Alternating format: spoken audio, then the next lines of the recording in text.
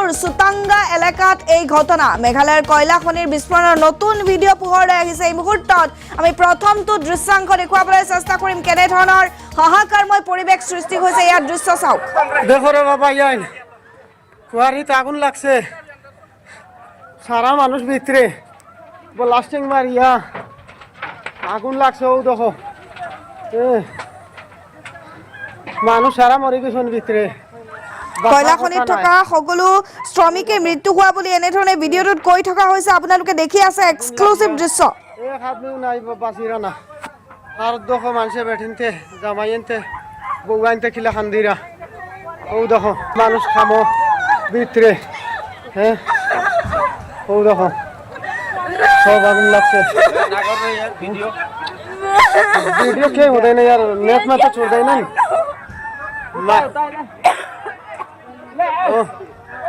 नु सब पे मानसी मानसी बचाउनु सके छैन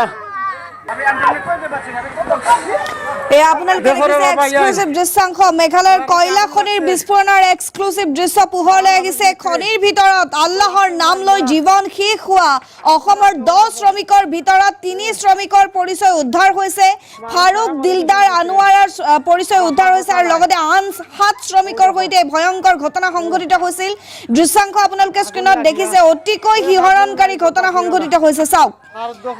বৰ্তমানলৈ কাটিগড়ৰ বিহাৰা গাঁৱৰ ফাৰুক আহমেদৰ মৃত্যু হৈছে পৰিচয় যেহেতু উদ্ধাৰ হৈছে সৰিসাকুৰি গাঁৱৰ দিলদাৰ হুছেইন আৰু আনোৱাৰা হুছেইনৰ মৃতদেহ উদ্ধাৰ কৰা হৈছে